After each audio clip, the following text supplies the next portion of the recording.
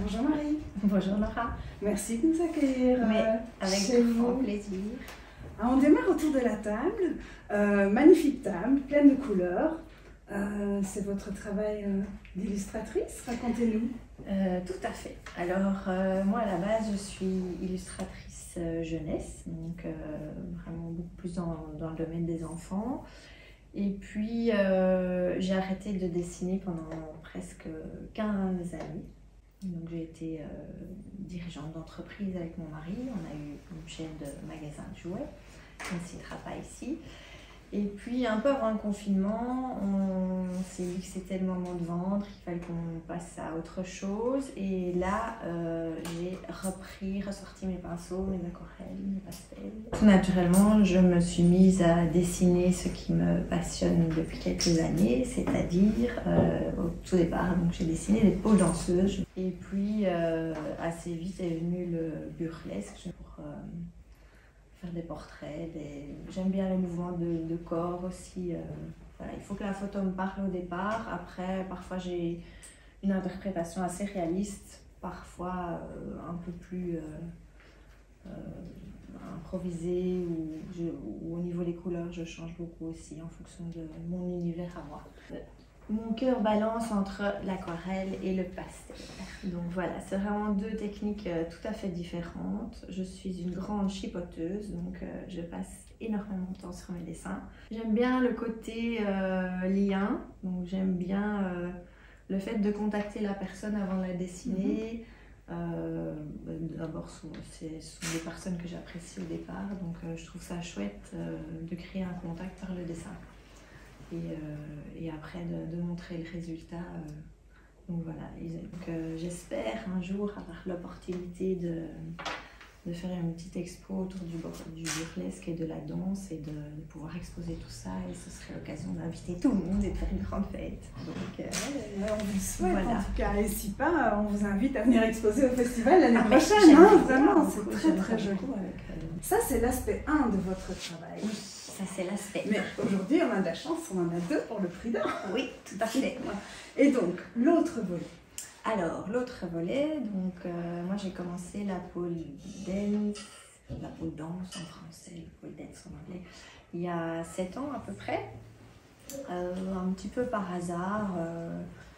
On a toujours bien aimé faire la fête, mon mari avait plein de matos sono, et dans le lot, il avait acheté une barre de pole dance pour les soirées, donc on s'amusait beaucoup entre amis. Donc un jour, j'ai fait un cours d'essai pour tester, je me suis dit pourquoi pas essayer.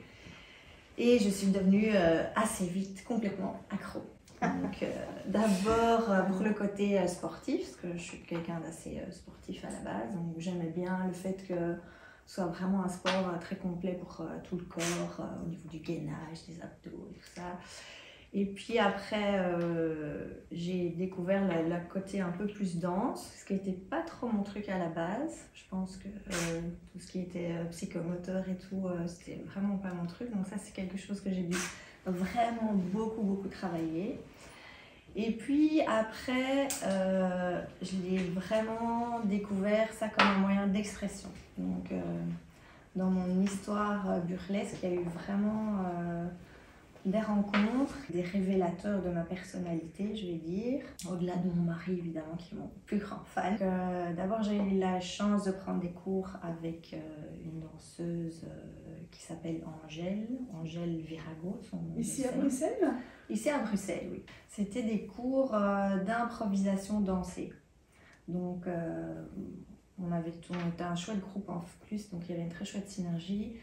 Et on devrait vraiment apprendre à créer des choses autour de la pole dance, mais un peu en explorant le côté théâtral, en essayant de faire sortir sa propre personnalité, en travaillant sur les émotions, sur les caractères, sur des personnages, sur des mouvements. Et donc ça a été vraiment des cours hyper intenses. C'était très compliqué pour moi. Révélation avec le burlesque. En fait, je me suis inscrite à un concours qui s'appelle le bal des débutantes. Et donc ce concours se déroule dans un très beau club parisien qui s'appelle le Secret Square à Paris. il y a des magnifiques danseuses, il y a un bar, et alors l'endroit en lui-même est juste magnifique, c'est tout avec des fauteuils en velours rouge et tout ça. Je n'avais osé le dire à personne, où je me dis, allez, pourquoi pas, je vais m'inscrire, de toute façon, il y a de fortes chances que je ne sois pas prise. Ils vont, je sais pas, demander mon âge ou mon niveau technique et ça va coincer quelque part, je ne vais pas être prise. Il me restait 1 mois pour préparer et voilà. Et puis après, je me suis dit, il faut que je me lance à l'eau. Je me suis inscrite, il faut que je le fasse. Donc vraiment, j'ai donné mon maximum. Je me suis dit, il faut que je raconte une histoire. Ça, c'est vraiment un fil conducteur dans mes numéros. C'est que la barre de pôle a toujours un rôle en tant que personnage ou en tant qu'objet. Et donc ça a été une expérience complètement incroyable. Donc c'était vraiment un baptême du feu assez incroyable et j'ai gagné le premier prix de ce concours. Mais bravo! Donc, merci beaucoup. Et donc voilà, ça a été ma première expérience. J'en avais parlé vraiment à personne avant d'avoir gagné, parce que quand j'ai gagné, je me suis dit bon, ben c'est quand même que j'ai assuré que j'ai fait quelque chose de bien. Et là, en fait, une fois qu'on a fait un premier spectacle comme ça, on a juste envie de recommencer.